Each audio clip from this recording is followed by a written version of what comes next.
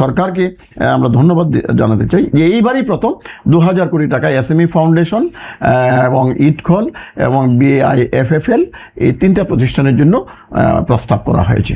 বড় যে শিল্প কারখানাগুলো আছে, বড় বা কর্পোরেট যে যারা আছেন, তাদেরকে যে দৃষ্টিতে দেখেন, বিশেষ করে আপনার ভ্যাট, ট্যাক্স, শুল্ক, আর্থিক প্রণোদনা, এই সকল বিষয়ে আমরা সবসময় প্রস্তাবনা দিয়ে থাকি, আমরা সুপারিশ করে থাকি, আমরা অ্যাডভোকেসি করে থাকি যে তাদের জন্য পৃথকভাবে নীতি প্রণয়ন করতে হবে।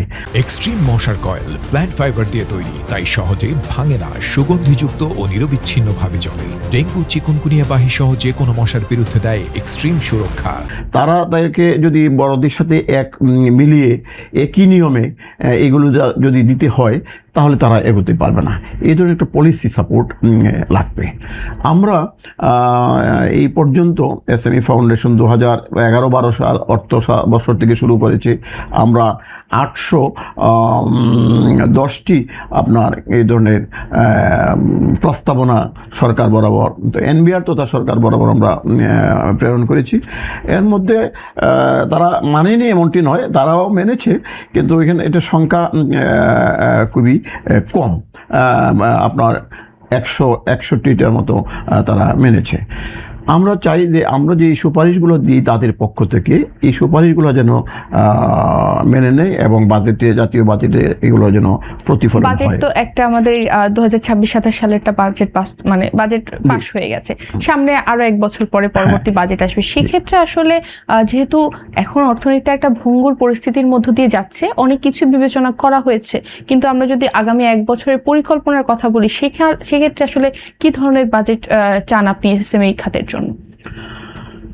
প্রথম কথা হলো যে আমি বাজেটে এসএমই খাতের জন্য পর্যাপ্ত বরাদ্দ থাকতে হবে। এবারে বরাদ্দ কি পর্যাপ্ত নয়? যদি এসএমইর যে সংখ্যা, এসএমইর যে আপনার যে প্রয়োজন, যে তাদের যে ডিমান্ড, এই ডিমান্ড যদি বলি তো এটা এখন পর্যন্ত পর্যাপ্ত নয়, তবে আগের চেয়ে বৃদ্ধি পেয়েছে। সুখের কথা হলো আগের চেয়ে বৃদ্ধি পেয়েছে। এটা আরেকটি বিষয়, আমরা সবসময় বলে থাকি, আমরা এসএমই ফাউন্ডেশন 2006 সালে প্রতিষ্ঠার পর থেকে আমরা এসএমইদেরকে নিয়ে কাজ করি, আমরা তাদের সক্ষমতা বৃদ্ধির কাজ করি, নতুন উদ্যোক্তা তৈরি করি, বিদ্যমান উদ্যোক্তার সক্ষমতা বৃদ্ধি করি, স্কিল ডেভেলপমেন্ট করি, তাদের ফাইন্যান্সিংয়ে কাজ করি। সব কিছু মিলিয়ে আমরা মাত্র 2বার সরকারের পক্ষ থেকে আমরা আর্থিক সহায়তা পেয়েছিলাম। একবার 2007 সালে আপনার 200 কোটি টাকা আমরা পেয়েছিলাম এন্ডাউমেন্ট ফান্ড হিসেবে, আর করোনার সময় আমরা পেয়েছিলাম 300 কোটি টাকা স্টিমুলাস প্যাকেজের অংশ হিসেবে। এই হলো আমাদের সরকার থেকে আমাদের পাওনা। আমরা দীর্ঘদিন থেকে দাবি করে আসছি যে আমাদেরকে এসএমই ফাউন্ডেশনকে এসএমইদের সক্ষমতা বৃদ্ধির জন্য, তাদের উন্নয়নের জন্য এবং দেশের সামগ্রিক অর্থনৈতিক খাতের উন্নয়নের জন্য প্রতি বাজেটই যেন একটা বরাদ্দের ব্যবস্থা করা হয়, কিন্তু কোনো দিন এটি করা হয়নি। তো সুখের কথা, আমরা আনন্দের সাথে বলতে চাই, আমরা মাননীয় অর্থমন্ত্রীকে, সরকারকে আমরা ধন্যবাদ জানাতে চাই যে এইবারই প্রথম 2000 কোটি টাকা এসএমই ফাউন্ডেশন এবং ইটখল এবং BAIFFL এই 3টা প্রতিষ্ঠানের জন্য প্রস্তাব করা হয়েছে, যেটি বাজেটে পাস হয়েছে।